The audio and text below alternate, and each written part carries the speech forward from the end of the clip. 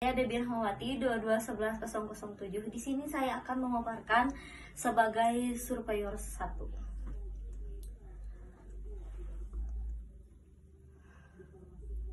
Hasil survei lalu lintas yang telah dilakukan di Jalan Cinunuk, Wanaraja, Kabupaten Garut. Survei lalu lintas adalah suatu metode pengumpulan data yang bertujuan untuk memahami karakteristik lalu lintas di suatu ruas jalan atau persimpangan. Dalam survei lalu lintas, kecepatan merupakan salah satu parameter utama yang menentukan kelancaran arus lalu lintas. Kecepatan kendaraan dibedakan menjadi beberapa jenis. Yang pertama, kecepatan sesaat, yaitu kecepatan kendaraan pada suatu titik tertentu. Lalu yang kedua ada kecepatan perjalanan, yang dihitung berdasarkan waktu tempuh kendaraan dalam suatu rute tertentu. Lalu yang ketiga ada kecepatan rata-rata yang diperoleh dari gabungan kecepatan beberapa kendaraan dalam satu periode waktu. Nama saya Febriani dengan NIM 22112. Saya di sini sebagai surveyor 2. Survei lalu lintas yang kami lakukan bertempat di Jalan Cinunuk, Kecamatan Wanaraja, Kabupaten Garut. Lokasi ini dipilih karena merupakan akses utama menuju perumahan Aulia Wanaraja Estate yang mengalami peningkatan volume kendaraan akibat pembangunan kawasan tersebut.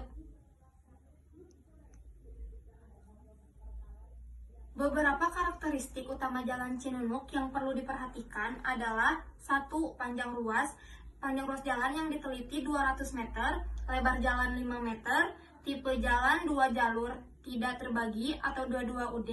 Fungsi jalan tersebut adalah akses utama menuju perumahan dan pusat aktivitas masyarakat. Dari survei ini, kami mengamati adanya peningkatan lalu lintas, terutama pada jam sibuk pagi dan sore hari. Oleh karena itu, pengumpulan data yang akurat sangat diperlukan untuk memahami dampak pembangunan terhadap kondisi lalu lintas di sekitar jalan ini. Tugas surveyor adalah sebagai berikut. Yang pertama, yaitu bertugas mencatat jumlah kendaraan yang masuk ke Jalan Cinunuk dari arah Wanaraja. Yang kedua, yaitu surveyor 2, bertugas mencatat jumlah kendaraan yang keluar dari Jalan Cinunuk menuju Wanaraja. Yang ketiga, surveyor 3, bertugas mencatat jenis kendaraan yang melintas termasuk kendaraan ringan, kendaraan berat, dan sepeda motor. Yang keempat, yaitu surveyor 4, bertugas mencatat kecepatan kendaraan dengan menggunakan metode southwest di titik pengamatan tertentu. Yang keempat, yaitu surveyor 4, bertugas mencatat kecepatan kendaraan dengan menggunakan metode stopwatch di titik pengamatan tertentu. Dengan adanya pembagian tugas ini, kami dapat memastikan bahwa seluruh data yang diperlukan untuk analisa lalu lintas dapat diperoleh secara akurat dan efisien.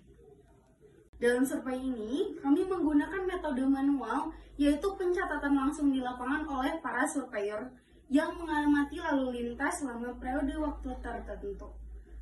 Metode manual dipilih karena dapat digunakan pada kondisi jalan dengan volume lalu lintas yang masih terkendali atau rendah dan memungkinkan pencatatan langsung terhadap jenis kendaraan yang melintas.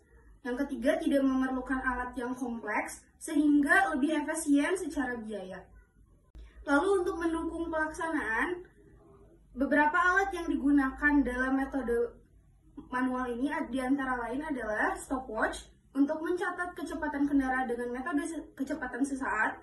Yang kedua ada tally counter atau kertas pencatatan untuk mencatat jumlah kendaraan yang melintas. Lalu yang ketiga ada peta lokasi survei untuk menentukan titik pengamatan dan distribusi surveyor. Lalu yang keempat ada rompi keselamatan untuk menjaga keselamatan surveyor saat berada di lapangan.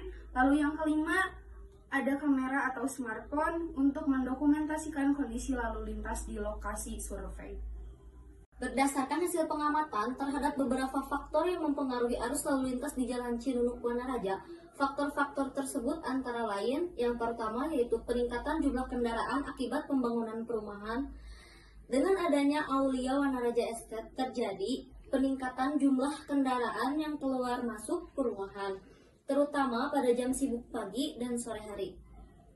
Lalu, yang kedua yaitu lebar jalan yang terbatas. Jalan Cinunuk memiliki lebar hanya 5 meter sehingga kapasitasnya untuk menampung kendaraan cukup terbatas. Yang ketiga yaitu ketiadaan rambu dan marka yang memadai. Minimnya rambu lalu lintas menyebabkan kurangnya kontrol terhadap arus kendaraan yang melintas. Dan yang keempat yaitu aktivitas komersial di sekitar Jalan Cinunuk Wanaraja, yaitu adanya pusat perbelanjaan atau warung di sekitar jalan menyebabkan kendaraan sering berhenti secara tiba-tiba sehingga menghambat kelancaran arus lalu lintas.